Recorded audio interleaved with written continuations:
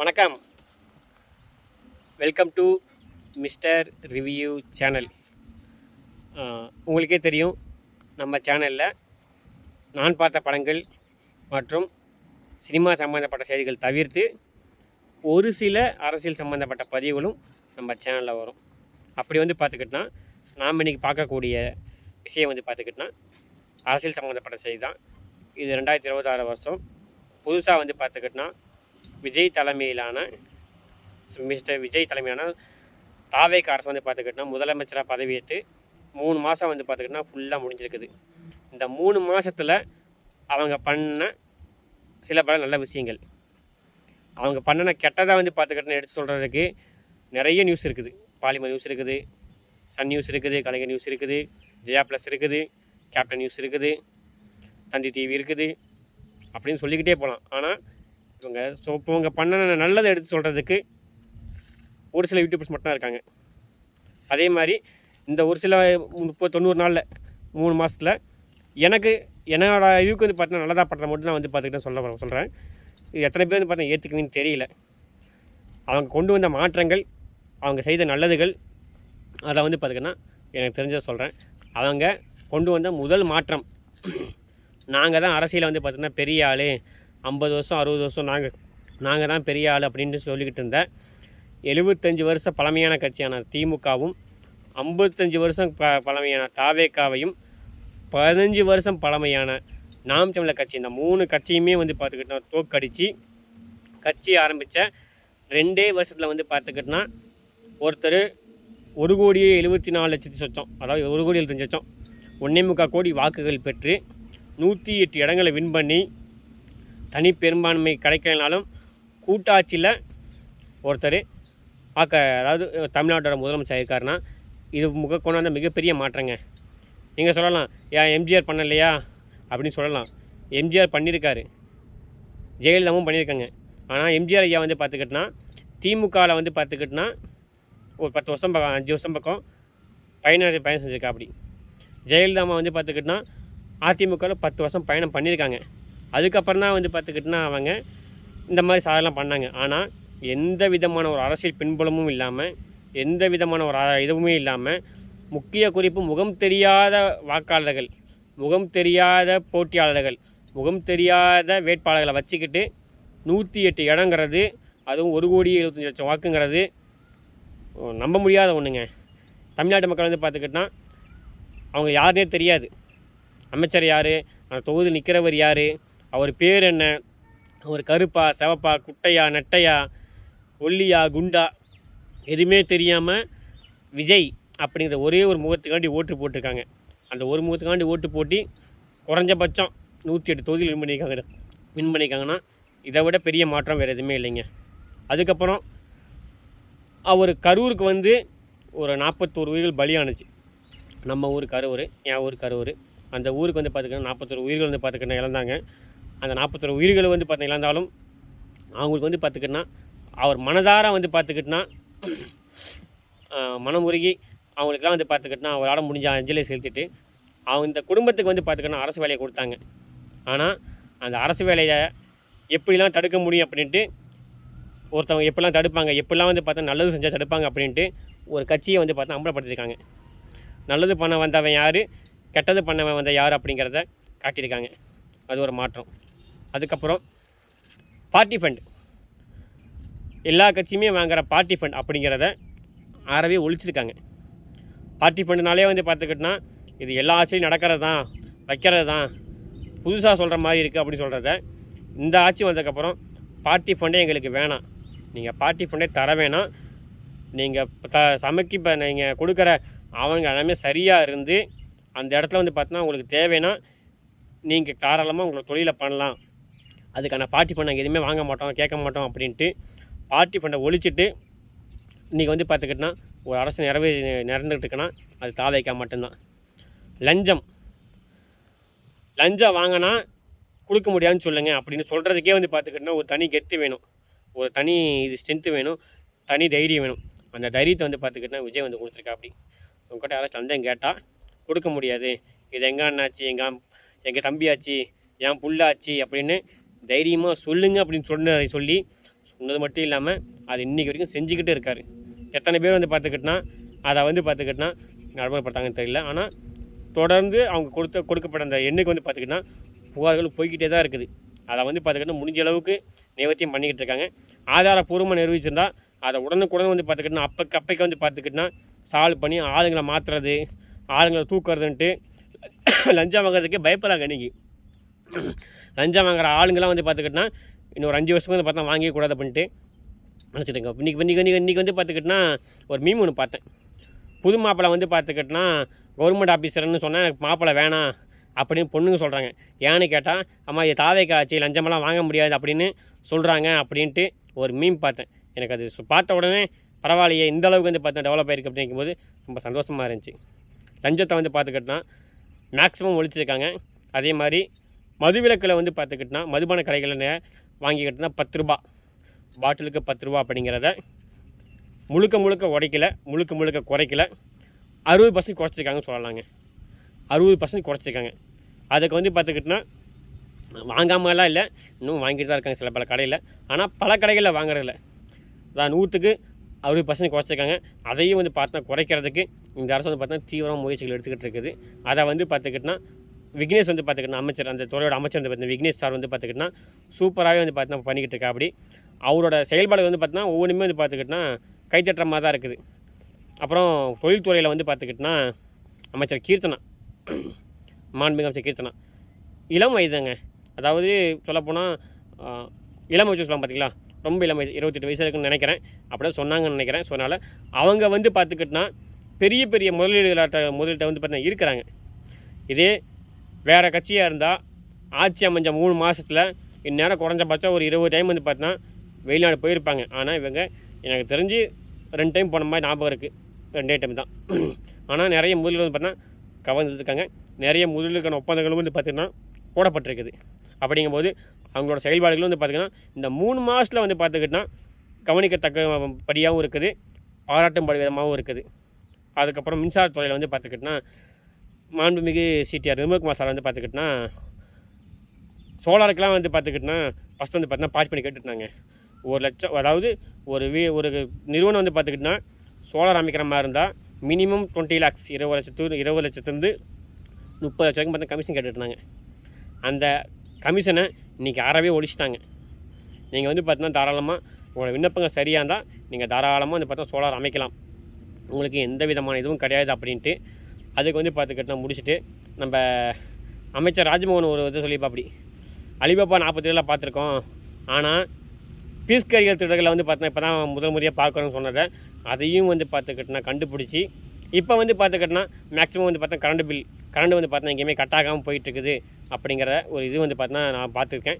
அதே மாதிரி ஃபஸ்ட்டு நிறையா இருந்த அந்த இதெல்லாம் வந்து பார்த்துக்கிட்டா குறைச்சி இப்போ ஓரளவுக்கு வந்து பார்த்தா மின்சாரத்துறையில் வந்து பார்த்துக்கிட்டனா மேக்ஸிமம் ஓரளவுக்கு வந்து பார்த்துக்கிட்டனா அந்த கரண்ட்டு தங்குத்தாடிலாம் போயிட்டுருக்குது. மின்சாரத்துறையில் வந்து பார்த்தா ஏகப்பட்ட ஜாப் வேகன்சி இருக்குது, அதையும் வந்து பார்த்தா பூர்த்தி பண்ணுவோம், நிறைவேற்றுவோம் அப்படின்னு சொல்லியிருக்காங்க. அப்புறம் பள்ளிக்கல்வித்துறை தமிழ் புலவர் ராஜ்மோகன் ஐயா, அவரை வந்து பார்த்துக்கிட்டா எனக்கு ராஜ்மோகன் ரிப்போர்ட்டுங்கிற சேனல் மூலிமா தான் தெரியும். நான் அவரை ரெகுலராக ஃபாலோ பண்ணது அந்த கொல்கத்தா மாணவியோட மரணம், மருத்துவக் கல்வியோட மாணவியோட மரணத்தை வந்து பார்த்து அவர் ரெகுலராக பேசிக்கிட்டு இருந்தால். அப்படி அதுலேருந்து அவரோட பேச்சுக்கு ரொம்ப பிடிக்கும். அந்தளவுக்கு தெளிவாக கணீர்னு பேசுவா. அப்படி அவர் கொண்டு வந்த அவரோட பள்ளிக்கல்வித்துறையில் வந்து பார்த்துக்கிட்டா அவர் கொண்டு வந்த விஷயங்கள் வந்து பார்த்துக்கிட்டா நிறையா இருக்குங்க. அதே மாதிரி அந்த துறையில் அந்த கட்சியில் இவர மாதிரி தமிழை யாருமே அவ்வளோ அழகாகவும் உச்சரித்ததில்லை, அவ்வளோ அற்புதமாக பேசினதில்லை.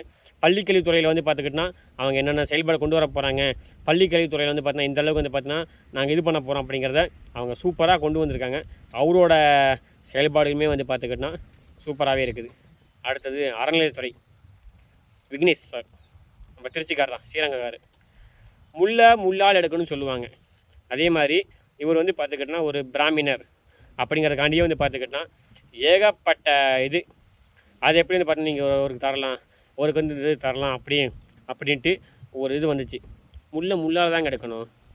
அந்த சமூகத்தை சேர்ந்தவருக்கு அது துறையை கொடுக்கும்போது அதில் நடக்கிற குளறுபடிகள் கொள்ளைகள் எல்லாத்தையுமே வந்து பார்த்துக்கிட்டனா தெளிவாக கண்டுபிடிச்சி ஆய்வுங்க, எத்தனை ஆய்வுங்கிறீங்க, ஆட்சி அமைச்சதுக்கப்புறம் அவர் எத்தனை கோயிலுக்கு போனால் அப்படி திருப்பரங்குன்றத்தில் இன்றைக்கி வந்து பார்த்துக்கிட்டினா அந்த ஒரு சாதாரண ஒரு ஆள் மாதிரி போய் அங்கே நிலவிக்கிட்டு இருந்த லஞ்சத்தை ஒழித்து இன்றைக்கி வந்து பார்த்தோன்னா அனைவருமே சீக்கிரமாகவும் ஈஸியாகவும் கடவுளை பார்க்குறதுக்கு வழி பண்ணியிருக்காப்படி.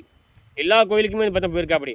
அதுவும் வந்து பார்த்தோன்னா ஒரு 2 மீட்டிங்க்கு முன்னாடி நம்ம முன்னாள் அமைச்சர் சேகர் பாபு பார்த்துட்டு வெறும் 500 பேருமே மட்டுமே ஒரு வருஷத்துக்கு வரக்கூடிய ஒரு கோயிலுக்கு எதுக்குங்க கார் பார்க்கிங் கொடுக்குறீங்க அப்படின்னு கேட்டுட்டு ஒரு முறைப்பாரு பாருங்க. யார் வீட்டு காசை யாரோட ஆட்டையை போடுறீங்க, யார் வீட்டு காசை யாரை திருடுறீங்க பார்க்குறீங்க மாதிரி இருந்துச்சு. என் காசை நீ எதுக்கு தேடாமல் திருடுற அப்படிங்கிற மாதிரி அந்த கேள்வி இருந்துச்சு. அவர் வந்து பார்த்துக்கிட்டனா சூப்பராக பண்ணிக்கிட்டு இருக்கா. அப்படி அவரோட துறையில் எந்த அளவுக்கு லஞ்சங்கள் ஓடிக்கிட்டு இருக்குது, எந்த அளவுக்கு வந்து பார்த்துக்கிட்டனா லஞ்ச லாவணிகள் வந்து பார்த்தா குறைக்க முடியும் அப்படிங்கிறத அனைத்து கோயில்களுக்குமே வந்து பார்த்துக்கிட்டனா அவர் ரைடு போகிறதாகட்டும், அனைத்து கோயிலுக்குமே வந்து அவர் வந்து பார்த்துக்கிட்டனா போகிறதாகட்டும், அவர் பண்ணுற விசிட் ஆகட்டுமே எல்லாமே வந்து பார்த்துக்கிட்டனா தெளிவாக பண்ணிக்கிட்டு இருக்கா. அப்படி அவரோட செயல்பாடுகளுமே சூப்பரு.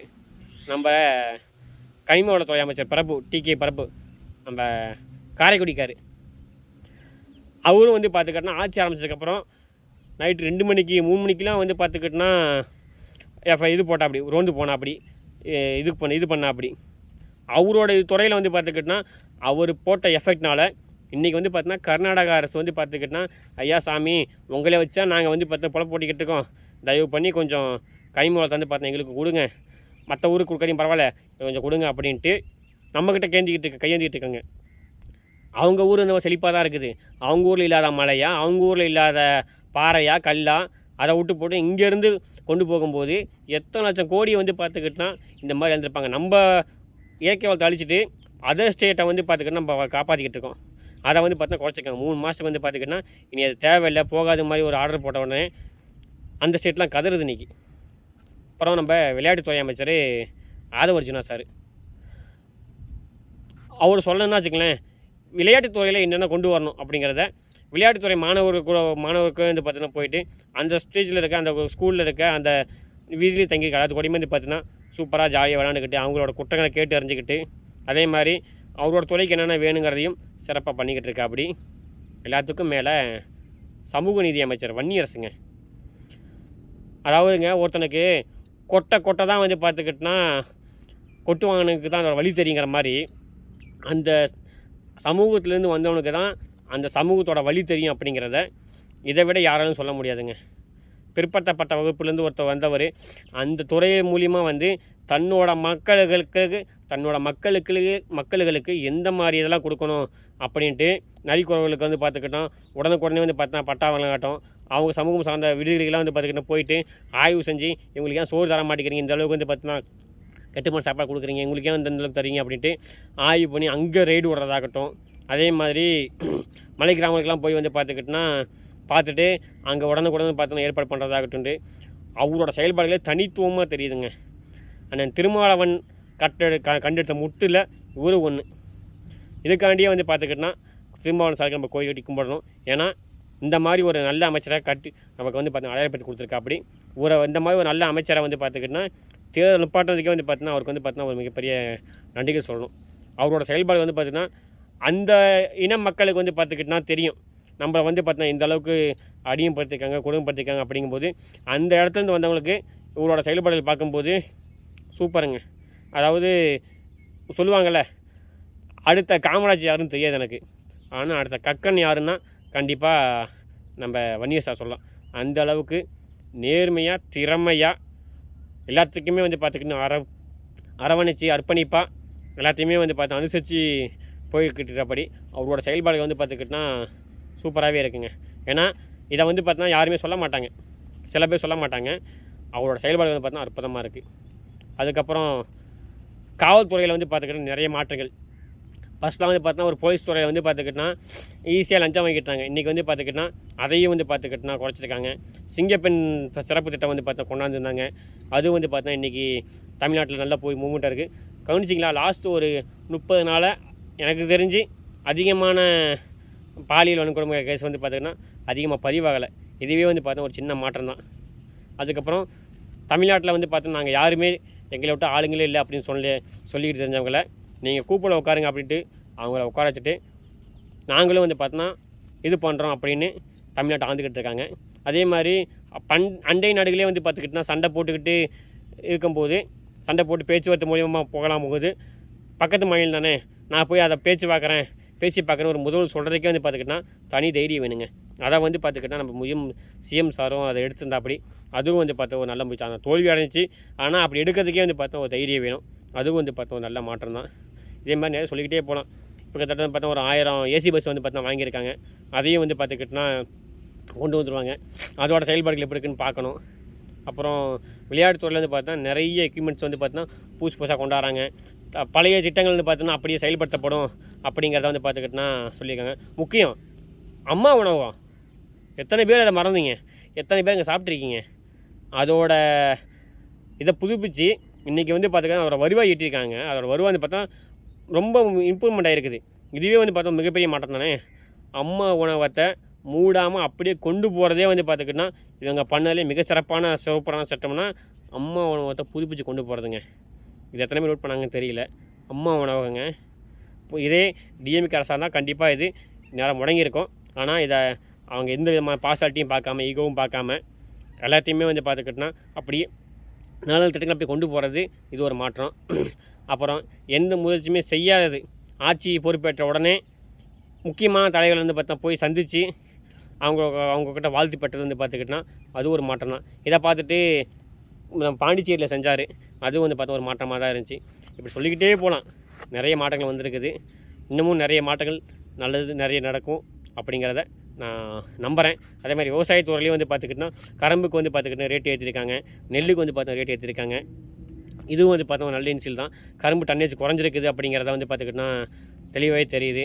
இப்போ சுகாதார அமைச்சர் நம்ம அருணாஜ் சார் வந்து பார்த்தா மரட்டை பார்த்தீங்களா, அவர் சொல்லாமல் எப்படி சுகாதாரத்தில் வந்து அவர் வந்து பார்த்தா நிறைய ஹாஸ்பிட்டலில் வந்து பார்த்தா போய் ரெடி பார்க்குறா. அப்படி அவர் ஹாஸ்பிட்டலில் நடக்கிற இதெல்லாம் வந்து பார்த்துட்டு உடனே வந்து பார்த்துக்கிட்டினா புது மருத்துவத்தை வந்து பார்த்துக்கிட்டினா நான் முன்னேற்றத்துக்கு உங்களால் முடிஞ்ச உதவிகளை கொடுங்கன்ட்டு கேட்குறா. அப்படி இதை எத்தனை பேருங்க கேட்பாங்க? எத்தனை அமைச்சர் கேட்பாங்க சொல்லுங்கள்? நான் வந்து பார்த்தீங்கன்னா தமிழ்நாட்டை முன்னேற்றணும், அதுக்கு உங்களால் முடிஞ்ச உதவிகளை கொடுங்க அப்படின்ட்டு ரெட்டு சொன்னால் கையேந்திரா. அப்படி நம்ம காமராஜர் சொல்லுவாங்களே, முடிஞ்ச அளவுக்கு சோறு போடுவோம் இல்லையா, நான் போய் கையேந்தி காசு கொண்டாந்து தரேன், அதை வச்சு பிள்ளைங்க சோறு போடுங்கிற மாதிரி மருத்துவத்தை முன்னேற்றத்துக்கு உங்களோட முடிஞ்ச உதவிகளை கொடுங்க அப்படின்னு கையேந்திரா. அப்படி எத்தனை பேர் பண்ணுவாங்க சொல்லுங்கள்? அதுவும் சூப்பராக பண்ணிகிட்ருக்கா. அப்படி நம்ம புஷி ஆனந்த் ஐயா நீர்வளத்துறை அமைச்சர், அவரெல்லாம் நம்ம சாதாரண நினச்சிட்ருக்கோம். ஆனால் அவர் செயல்பாடுலாம் பார்த்து வச்சுங்களேன், கூவ நதி இன்னும் ஒரு 2 வருஷத்துக்குள்ளே பழைய கூவ நதியாக இருக்கும். பழைய கூவ நதினா நான் இப்போ இருக்க கூவ நதி இல்லைங்க, அதாவது 1967 இருந்த கூவ நதி மாதிரி அந்த அளவுக்கு வந்து பார்த்தா அற்புதமாக இருக்கும். அதை வந்து பார்த்துக்கிட்டா நாங்கள் கண்டிப்பாக புதுப்பிப்போம் அப்படின்னு சொல்லி அதுக்கான முயற்சிகளை இறங்கி புஷி ஆனந்த் ஐயா வந்து பார்த்துக்கிட்டா செயல்பாடில் சூப்பராக பண்ணிக்கிட்டு இருக்கா. அப்படி அவருக்கு வந்து பார்த்தா ஒரு வாழ்த்துக்கள். அமைச்சர் பேரே தெரில, அமைச்சர் பேர் சொன்னால் பார்த்தீங்களா, எத்தனை பேர் அமைச்சர் சொல்லியிருக்கேன். எல்லாத்துக்கும் மேலே chief of the captain CM sir Joseph Vijay, இவங்க எல்லாத்தையுமே வந்து பார்த்துக்கிட்டா கவனித்து எல்லாத்தையுமே வந்து பார்த்துக்கிட்டா அரவணைச்சி அவங்க பண்ணக்கூடிய நெளிவு சுழிகளை வந்து பார்த்துக்கிட்டா தட்டி கொடுத்து நல்லதை பாராட்டி கெட்டதாக வந்து பார்த்தா தட்டி கேட்டு கொண்டு போகிறதுல வந்து பார்த்தா ஒரு சிறப்பான இது வந்து பார்த்தா நம்ம சிஎம் சார் பண்ணிக்கிட்டு இருக்கா. அப்படி அவங்களோட ஆட்சியில் வந்து பார்த்துக்கிட்டா இதுவும் வந்து பார்த்தா சிறப்பாக தான் பண்ணிக்கிட்டு இருக்காங்க. இதே மாதிரி இன்னமும் நிறையா இருக்குது. இப்போ ஃபஸ்ட்லாம் வந்து பார்த்தா எந்த ஒரு சேனலுமே வந்து பார்த்துக்கிட்டா அரசை பற்றி தட்டி கேட்க முடியாது. ஆனால் இன்றைக்கி வந்து பார்த்துக்கிட்டா தட்டி கேட்குறாங்க, அரசை பற்றி கேள்வி கேட்குறாங்க. இதை விட ஒரு சுதந்திரம் எந்தது இல்லைங்க உண்டு. நம்ம என்ன வடகொரியாவுக்கும் அரசை கேள்வி கேட்காமல் இருக்கிறதுக்கு இந்த ஆட்சியாக வந்து பார்த்தோம் வச்சுங்களேன், அரசுக்கு நம்ம கேள்வி கேட்க முடியாது. அன்றைக்கி அரசை பற்றி கேள்வி கேட்குறோம். இதுவே வந்து பார்த்தா ஒரு மிகப்பெரிய மாற்றம் தானே. இது எத்தனை பேர் கணிச்சிங்கன்னு தெரில. அரசை பார்த்து நீ எனக்கு ஏன் நான் பண்ணலை அப்படின்னு கேள்வி கேட்குறோம். இதுவே வந்து பார்த்தா ஒரு மிகப்பெரிய மாற்றங்க. இதேமாதிரி நிறைய மாற்றங்கள் இருக்குது. இன்னும் நிறைய மாற்றங்கள் வரும் அப்படி நம்பிக்கையில் நான் இருக்கேன். எத்தனை பேர் இந்த மாதிரி நம்புறீங்கிறது தெரியல. நம்புறவங்க மாற்றம் வருங்கிறத கமெண்ட் பண்ணுங்கள். மறக்காமல் அடுத்த ஒரு நாளில் சந்திப்போம். அதுவரை நன்றி, வணக்கம். மறக்காமல் சேனல் நிறைய பேர் சப்ஸ்கிரைப் பண்ணாமல் பார்க்குறீங்க, வீடியோ நிறையா பார்க்குறீங்க. பட் சப்ஸ்கிரைப் பண்ணிவிட்டு பார்த்தீங்கன்னா எனக்கு அது மிகப்பெரிய உத்வேகமாக இருக்கும். அதனால் வீடியோ பார்க்குறவங்க எல்லாருமே சேனலை சப்ஸ்கிரைப் பண்ணிவிட்டு உங்களுக்கு வீடியோ பாருங்கள். நன்றி, வணக்கம், தேங்க்யூ.